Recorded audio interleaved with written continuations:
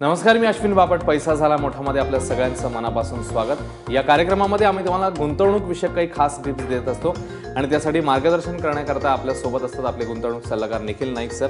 आज SIP बद्दल एक खास एपिसोड आम्ही घेऊन आलेलो आहे की SIP कशा प्रकारे तुम्हाला आर्थिक समृद्धीकडे घेऊन जाईल, एक पाऊल त्या दृष्टीने तुम्ही टाकाल आणि त्याच्या संदर्भात आपण आज मार्गदर्शन करून घेणार आहोत. जसं आपण म्हणतोय की आताच्या काळामध्ये जेव्हा सगळी मंडळी खूप अवेअर झालीत आपल्या पैशाबद्दल, जास्तीत जास्त फायदा मिळवण्याच्या दृष्टीने किंवा जी कॉम्पिटिशन आहे त्याच्यात पण आपण आपलं सेव्हिंग जास्त होऊन त्या दृष्टीने मग पुढे कसं जाऊ, हे सगळं मंडळी खूप बारकाईने विचार करतात.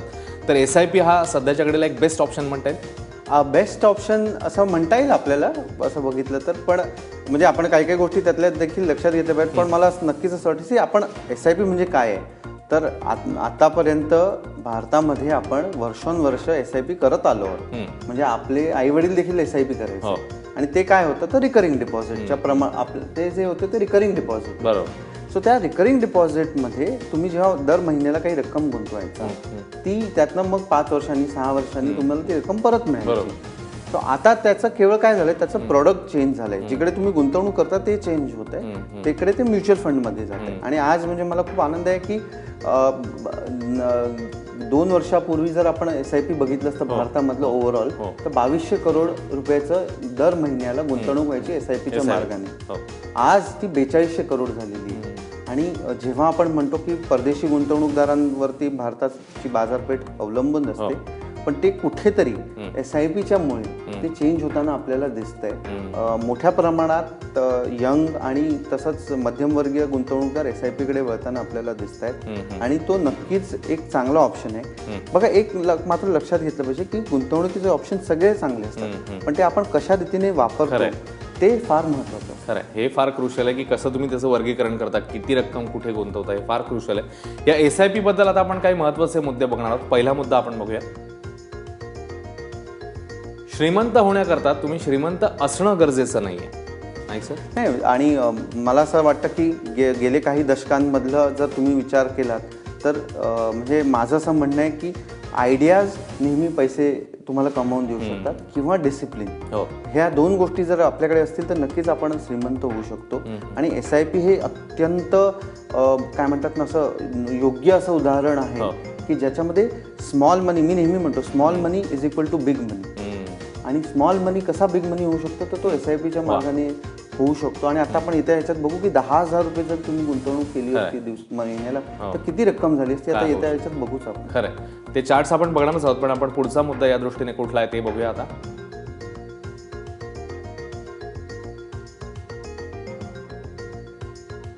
थेंबे थेंबे तळे साचे या म्हणीप्रमाणे नियमित छोटी गुंतवणूक महत्वाची, यामुळे दीर्घकाळामध्ये मोठी गुंतवणूक जमा होते. सगळीकडे हे सूत्र लागू आहे खरं म्हणजे. ॲब्सोल्युटली. म्हणजे मी एक माझं स्वतःचं एक SIP सुरू होतं माझ्या मुलीसाठी, तर ते 10,000 रुपयाचं SIP मी सुरू केलं होतं. 9 वर्ष झाली आज त्याला. आणि त्या 9 वर्षामध्ये 10,000 रुपये मी दर महिन्याला गुंतवणूक करतो. आजची मी करंट व्हॅल्यू मध्यंतरी बघितली होती, 21-22 लाख रुपये झाली होती. सो 10,000 रुपयाची जी पॉवर आहे ती फार महत्त्वाची आहे. म्हणजे ॲक्च्युली जर बघितलं तर 21 लाखाच्या समोर किंवा 20 लाखाच्या समोर 10,000 रुपये जर आपण बघितलं तर ते काही फार मोठे वाटत नाही, कारण गुंतवणूकदाराच्या खिशातनं केवळ 10,000 रुपये जातात, पण त्याची करंट व्हॅल्यू 20 लाख झाली. सो जर त्यांनी तू जसं म्हणालस ना की थेंबे थेंबे तळे साचे, 10,000 रुपये म्हणजे काय, ॲक्च्युली 30 रुपये तुम्ही दिवसाला 300 रुपये तुम्ही दिवसाला गुंतवणूक करता. आपण याच संदर्भातला पुढचा मुद्दा कुठला आहे तो आता एक नजर टाकून बघूया. शेअर बाजारातील चढउतार, वाजवी जोखीम, दीर्घकाळ सातत्याने केलेली गुंतवणूक यामुळे खरेदी किमतीची सरासरी होते आणि त्या अनुषंगाने मग आपण संपत्ती वाढवण्याच्या दृष्टीने पाऊल टाकत असतो. नक्कीच. आता जर आपण बघितलं ना तर शेअर बाजार 31,000वरती येऊन ठेपला आहे, पण 2 वर्षापूर्वी शेअर बाजार परत 30,000वरती होता.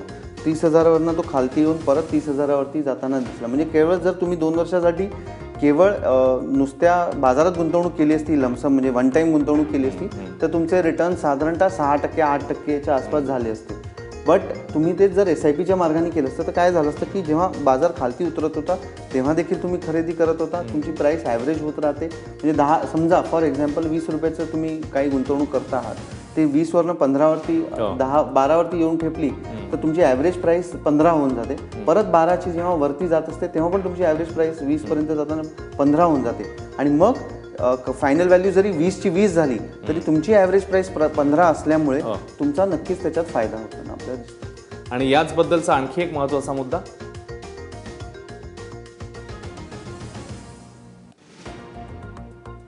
रिकरिंग डिपॉझिटच्या तुलनेत कमी कालावधीत जास्त परताव्यासाठी SIPचा विचार करणं योग्य नव्हे. म्हणजे हा देखील एक फॅक्टर लक्षात घेतला पाहिजे आपण. नक्की. आणि माझ्याकडे जेव्हा गुंतवणूकदार येतात आमच्याकडे नाईकमध्ये, तेव्हा बऱ्याचदा ते सांगतात आम्हाला म्युच्युअल फंड नका सांगू, SIP सांगा. आणि किंवा जसं तू विचारलं की हा बेस्ट ऑप्शन आहे का, नक्कीच बेस्ट ऑप्शन आहे, पण तो कशा रीतीने वापरला जातो हे बघणं देखील आवश्यक आहे. प्रत्येक गोष्टीचं एक कालावधी असतो, त्या प्रत्येक गोष्टीला एक कालावधी देणं आवश्यक असतं. म्हणजे मी तुला चायनीज बांबूचं उदाहरण देईन की चायनीज बांबू जो आहे ना तो जर आपण लावला तर पहिले 10-12 आठवडे काहीच दिसत नाही आणि मग नंतर शेवटच्या आठवड्यांमध्ये तो 50-60 फूट देखील उंच जाताना आपल्याला दिसतो. सो जर आपण त्या छोट्या कालावधीसाठी गुंतवणूक केली, SIP हे आयडियल माझ्या मते 6-7 वर्षासाठी आयडियल असा टाइम होरायझन असेल. तुमचं जर आपलं जर कालावधी 6-7 वर्ष असेल तर नक्की तुम्ही SIP करा.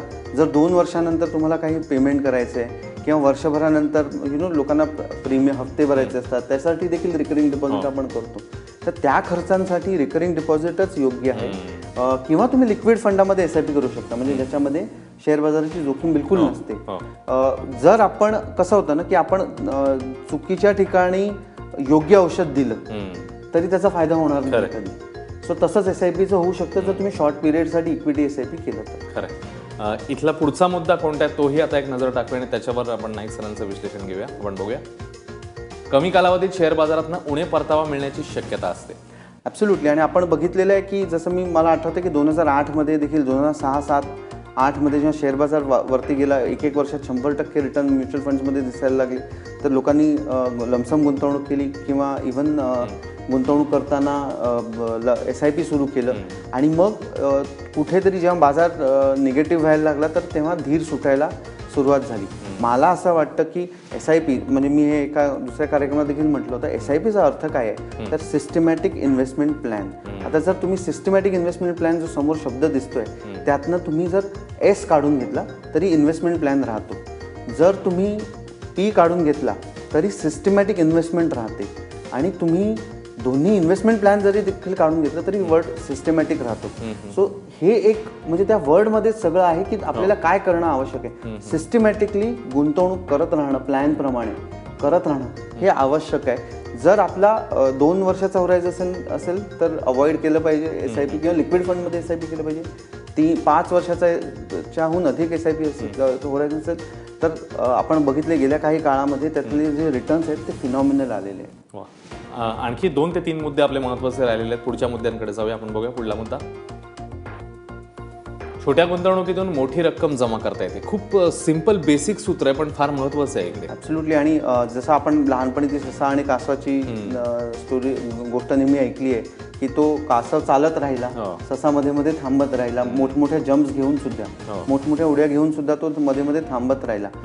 तर ते मला असं वाटतं की एक छोटी छोटी पावलं टाकत राहणं आवश्यक आहे. जसं मुंग्या ज्या असतात ते कशा बेगमी करत राहतात त्या प्रकारे आपण आपले पैसे जमवत राहणं आवश्यक आहे. मी बघितलेलं आहे स्वतः पोर्टफोलिओजमध्ये काही ठिकाणी की छोट्या छोट्या रकमेंमधनं देखील SIP मधनं लोकांनी घरं घेतलेली आहेत. लोकांनी गाडी तर एकदम म्हणजे खूप कॉमन गोष्ट मी बघितलेली आहे, पण घरं काही जणांनी, आणि ते पण मी जे उदाहरणं देतो ती मुंबईतली नाही देत आहेत, मुंबईच्या बाहेर देखील लोकांनी SIP मधनं गुंतवणूक करून 10 वर्ष 12 वर्ष गुंतवणूक करून पैसे साठवलेत, घरं घेतली आहेत, मुलांना एज्युकेशनसाठी परदेशी पाठवलेलं आहे. सो मला असं वाटतं की पण ते एक ते पेशन्स, ती चिकाटी असणं खूप आवश्यक आहे. खरं आहे. खूप पेशन्स ठेवणं याच्यामध्ये गरजेचं आहे. आणखी 2 मुद्दे आपले राहिलेले ते आपण कोणते आहेत ते बघूया. आर्थिक अडचणींमुळे गुंतवणूक काही कालावधीकरता थांबवून पुन्हा सुरू करता येऊ शकते. म्हणजे ती देखील एक आपण तिकडे तरतूद करू शकतो, थोडंसं विचारपूर्वक पाऊल टाकली. नाही म्हणजे जसं आता आपण म्हटलं ना की SIP नक्की काय आहे, तर SIP म्हणजे एक प्रकारचं रिकरिंग डिपॉझिट आहे, जिकडे तुम्ही म्युच्युअल फंडला सांगत आहात की मला माझ्या दर महिन्याला समजा 10 तारखेला माझी सॅलरी जमा होत असेल तर मी 10 तारखेला माझ्या अकाउंटमधनं तुम्ही अमुक रक्कम काढून घ्या, 5,000 किंवा 10,000 रुपये किंवा 2,000, म्हणजे तुम्ही तर चालू देखील 500 रुपयांनी देखील चालू करू शकता. तर तुम्ही ती दर महिन्याला काढत राहा. आणि मी सांगू शकतो की पुढचे 10 वर्ष काढा, पुढचे 3 वर्ष काढा, पुढची 15 वर्ष काढा, किंवा मी जोपर्यंत सांगत नाही तोपर्यंत काढत राहा आणि ते तुमचे पैसे काढत राहतील आणि गुंतवणूक करत राहतील. ह्यातनं काय होतं की समजा कधी कधी आर्थिक अडचण आली किंवा दुसरी काही कमिटमेंट आली तर तुम्हाला ते पैसे थांबवायचे असतील तर ते तुम्ही थांबवू शकता आणि त्यात काही पेनल्टी नसते. जनरली इन्शुरन्स कंपनीजमध्ये असं असतं की प्रीमियम तुम्हाला देत राहणं आवश्यक आहे, प्रीमियम नाही दिला तर पॉलिसी लॅप्स होऊ शकते. यामध्ये तसं होत नाही. तुमचा हप्ता जर तुमचा एखाद्या महिन्यात हप्ता नाही गेला तर त्यांनी काही फरक पडत नाही. सलग 3 महिने हप्ता नाही गेला तर मग ते बंद होतं, मग तुम्हाला परत जाऊन चालू करावं लागतं. मात्र जी काही गुंतवणूक केलेली आहे तुम्ही त्याच्यावरचं बेनिफिट चालूच राहतं. सो हे खूप सोपा, सिम्पल आणि इझी असा मार्ग आहे गुंतवणुकीचा असं मला वाटतं. ब्रेकवर आपल्याला जायचं आहे, पण त्यापूर्वी एक शेवटचा मुद्दा या संदर्भातला तो आपण बघणार आहोत आणि मग ब्रेक घेणार आहोत. आपण बघूया शेवटचा मुद्दा. शेअर बाजारात गुंतवणूक करण्याकरता आवश्यक असलेलं ज्ञान आणि भांडवल नसलं तरी शेअर बाजारातील गुंतवणुकीचा फायदा आहे हा छोट्या गुंतवणुकीतनं मिळवता येतो. पुन्हा एकदा त्या छोट्या छोट्या आणि बारीक बारीक गोष्टींचं हे महत्त्व अधोरेखित होते. बऱ्याचदा असं होतं ना, आता समजा आपण काय करतो आहोत आत्तापर्यंत, आणि ही एक म्हणजे चांगली गोष्ट झाली, गेल्या वर्षभरात हा ट्रेंड कम्प्लिटली चेंज झाला आहे की आपण काय करतो की आपण मोबाईल विकत घेतो चायनीज कंपनीचा, किंवा आपण म्हणजे आत्ताच्या जर घडीला जर आपण बघितलं तर आपण ज्या ज्या वस्तू वापरतो आहोत आणि ज्या आपल्याला वस्तू भारतीय वाटत आहेत, बऱ्याचशा बँक्स म्हणा किंवा बाकीच्या वस्तू गोष्टी म्हणा, तर त्यामधली जी गुंतवणूक आहे ही परदेशी गुंतवणूकदारांची गुंतवणूक आहे. म्हणजे त्या कंपनीज जे आहेत ते परदेशी गुंतवणूकदार ओन करतात. तर आता मला समजा ह्या कंपनीचे शेअर्स घ्यायचे, म्हणजे मी ज्या वस्तू वापरतो त्याची मालकी मात्र कोणाकडे, दुसऱ्याकडे. पण जर इंडिया ही एक कन्झम्पशन स्टोरी आहे की आपण वस्तू वापरणार आहोत, तर त्याची मालकी जर आपल्याकडे राहिली तर ती छोटा गुंतवणूकदार कशा प्रकारे घेऊ शकतो. माझ्याकडे पैसे देखील जास्त नाही आहेत, माझ्याकडे ज्ञान देखील मला जास्त नाही, किंवा मला वेळ नाही आहे, तर मी SIP करू शकतो. छोटी छोटी गुंतवणूक करून मी SIP इक्विटी फंडमध्ये जेव्हा करत आहे तेव्हा मी शेअर्स विकत घेतोय त्या कंपनीचा, म्हणजे मी मालकी हक्क मिळवतोय त्या कंपनीजवरती. छोट्या फार प्रमाणात त्यांचा भागीदार बनतोय, ऍक्च्युली समभाग म्हणजे भागीदार बनतोय. तर ह्या छोट्या 500 रुपयेपासून म्हणजे असं देखील नाही आहे की SIP छोट्या अमाऊंटच व्हायला पाहिजे. गुंतवणूक 5 लाख 10 लाखाचा देखील SIP करताना मी बघितलंय. ऍक्च्युली कसं होतं ना की आपलं इन्कम काय आहे त्याच्यावरती हे डिपेंड करतं. आपल्या इन्कमचा मला असं वाटतं 20% गुंतवणूक SIP मध्ये करणं अत्यंत आवश्यक आहे. खरंय, खूप सरांनी पर्सेंटेज अगदी क्लिअर कट सांगून एक महत्त्वाची टिप इकडे आपल्याला दिलेली आहे.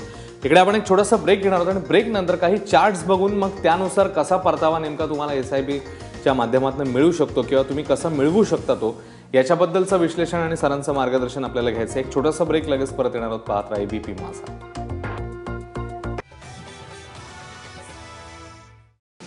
ब्रेक नंतर पैसा झाला मोठामध्ये आपल्या सगळ्यांचं पुन्हा एकदा स्वागत. आणि आता आपण SIPशी रिलेटेड काही चार्ट्स बघणार आहोत जेणेकरून तुम्हाला समजून येईल की दीर्घकालीन गुंतवणूक जर SIP मध्ये केली तर ती किती फायद्याची तुमच्यासाठी ठरू शकते.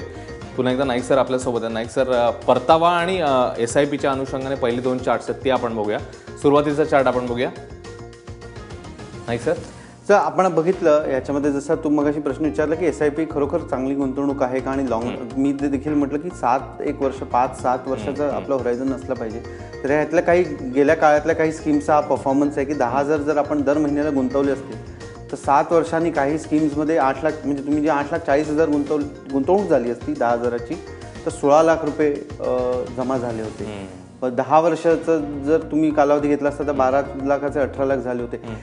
जसजसं तुमचा कालावधी वाढत जातो तसतसं तुमचे रिटर्न्स वाढताना दिसतात आपल्याला. आणि ही जी पॉवर आहे ना ही 2 गोष्टींमुळे येते. एक म्हणजे पॉवर ऑफ कंपाऊंडिंग, कारण चक्रवाढ व्याजदराने तुमचं व्याज वाढत राहतं, आणि दुसरं तुमचं डिसिप्लिन.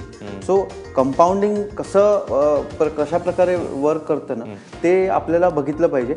मात्र माझा सांगण्याचा मुद्दा हा होता मगाशी की हे जरी जितकं खरं असलं तरी एक लक्षात घेतलं पाहिजे की हा पास्ट परफॉर्मन्स आहे. येत्या काळात ह्याच प्रकारे रिटर्न्स मिळतील का नाही मिळणार हे सांगता येणार नाही. दुसरं, आपण जर बघितलं की हे सगळे तिन्ही जे चार्ट्स आहेत आपण 7, 10, 15 अशा कालावधीसाठी घेतो. असं होत नाही कधी. हा म्हणजे SIP म्हणजे असं काही जादूची कांडी नाही आहे की ते दरवेळेला नेहमीच 100% तुम्ही रिटर्न्स पॉझिटिव्हच येतील. काही कधी कधी असं होऊ शकतं जर आपण शॉर्ट टर्मसाठी केलं तर त्यातनं निगेटिव्ह रिटर्न्स देखील येतील. खरं. याच संदर्भातला पुढचा चार्ट नेमका कोणता तो आपण बघूया. तो देखील असाच परतावा आणि याचं कनेक्शन दाखवणार आहे. आपण तो चार्ट बघूया आता.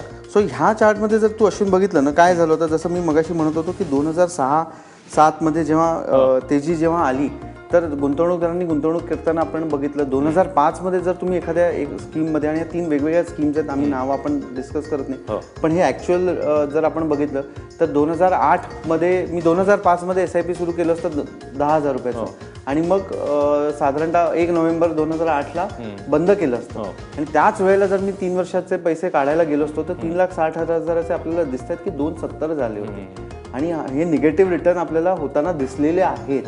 पण गंमत काय झाली ना, की ठीक आहे, मग माझं तेव्हा सांगणं असं राहिलं असतं की तुम्हाला आता पुढे समजा SIP सुरू नाही ठेवायचं 3 वर्ष, नका ठेवू, आणि एखाद्या गुंतवणूकदारांनी 3 वर्ष केलेले SIP पुढचं काही गुंतवणूक न करता 2 वर्ष थांबले असते, तर लगेच त्याचं रिकव्हरी होताना आपल्याला दिसली आहे की त्याच 3 लाखाची व्हॅल्यू 6 लाख होताना आपल्याला परत दिसली, आणि जर ते अजून पुढे थांबले असते तर 9 लाख दिसले असते. सो आय थिंक जसं मी मगाशी म्हटलं की योग्य वेळेसाठी जर आपण SIP वापरलं तर नक्कीच त्यातनं आपल्याला फायदा होऊ शकतो. म्हणजे SIP हे चांगलं औषध आहे, पण ते त्याचा जो इम्पॅक्ट आहे त्याला थोडं ते चायनीज बांबू सारखे, ते थोडासा वेळ लागतोच, थोडा वेळ देणं आवश्यक आहे. बरोबर आहे. आणि त्या औषधाचा डोस किती घ्यायचा हे पण मला वाटतं महत्त्वाचं आहे. पुढे जाऊया आपण. आता EMI आणि SIP यांचं कनेक्शन किंवा यांची तुलना करत आपण बघूया की याचं मग काय नेमकं पुढे आपल्याला फायदेशीर ठरू शकतं ते आपण बघूया. सो जर अश्विन तू हा चार्ट बघितला ना, तर साधारणतः आपण ह्याच्यात बघितलं की 10,000चा तुम्ही जर हप्ता मासिक हप्ता भरत असता तर कशा प्रकारे होतं. आणि मी नेहमी म्हणतो SIP हे एक रिव्हर्स EMI किंवा गुड EMI. जेव्हा तुम्ही EMI घेत असताना तेव्हा काय होतं की तुम्ही बँकेसाठी आणि बिल्डरसाठी काम करत असता. पुढची 20 वर्ष तुम्ही बँक आणि बिल्डरला पैसे परतफेड करत असता, तर व्याजातनं बँक कमवते, तुम्ही जे लमसम पैसे बँक देते त्यातनं बिल्डर डे 1 कमवतो. तर ह्यातला जर तुम्ही फरक बघितला तर 10,000च्या हप्त्यामधला जो ऑरेंज जो ग्राफ आहे ना, तो केवळ मुद्दल तुमचं रिपे होते सुरुवातीला, आणि उरलेलं तुम्ही एवढ्या मोठ्या प्रमाणावरती व्याज भरतात. म्हणजे टोटल 20 वर्षामध्ये जर मी बघितलं ना, तर 10,000चा जर हप्ता असेल, साधारणतः 10.5 लाखाचं तुमचं लोन होईल, तर त्याच्यावरती 10,000चा हप्ता येईल. तर इंटरेस्ट 10.5 लाखाच्या लोनसाठी टोटल इंटरेस्ट जो तुम्ही 20 वर्षात भरता तो 13 लाख रुपये असतो. आणि महत्वाचा मुद्दा मला ह्याच्यात सांगायचा आहे की सुरुवातीला तुम्ही केवळ इंटरेस्ट भरत असता, मुद्दल कमी भरत असता, शेवटच्या वर्षात तुम्ही मुद्दल वाढवत जातं, इंटरेस्ट तुमचं कमी होत जातं. SIP मध्ये आपण जर पुढचा चार्ट बघितला यातला, तर त्याच्यामध्ये एक्झॅक्टली ह्याच्या उलट होताना आपल्याला दिसतं. आपण याचा पुढचा चार्ट बघूया आणि मग सरांचं एक्सप्लेनेशन घेऊया. पुढे जाऊया. सो ह्या चार्टमध्ये जर आपण बघितलं ना असेल, तर सुरुवातीला आपण कॅपिटल बिल्ड करत असतो. सुरुवातीला आपण आपलं छोट्या प्रमाणामध्ये मुद्दल बिल्ड करत असतो. ब्लू जो चार्ट आहे तो मुद्दल आहे, आणि जे ग्रे आहे ना त्यातला मिळणारा परतावा आहे. आणि तो जर आपण शेवटच्या वर्षात बघितला ना, तर मग तो परतावाच आपल्याला जास्त रिटर्न्स देताना आपल्याला दिसतं. आणि ती जी गंमत आहे ना, ती केवळ वेटिंग गेममध्ये येते, केवळ लॉंग टर्म इन्व्हेस्टमेंटमधनं येते. लॉंग टर्म इन्व्हेस्टमेंट ही खूप म्हणजे मला असं वाटतं की मोर दॅन SIP ही गुंतवणूकदाराची कसोटी असते की पुढचे 20 वर्ष जसं तुम्ही नियमितप्रमाणे हप्ता भरतात, जसं तुम्ही इलेक्ट्रिक बिल भरतात, जसं तुम्ही तुमच्या मुलांच्या एज्युकेशनसाठी पैसे देत आहात, त्या प्रकारे जर आपण असं गुंतवणूक करत राहिलं ना, तर आपल्याला ते शेवटी त्याचा नक्की फायदा होऊ शकतो. खरं. आणि समअप करताना आणखी एक आपण चार्ट बघणार आहोत. 20 वर्षाचा जर आपण पिरियड घेतला तर SIP कशा प्रकारे आपल्याला रिटर्न्स देऊ शकतो तो आपण बघूया, आणि मग थांबूया. आपण बघूया हा शेवटचा चार्ट.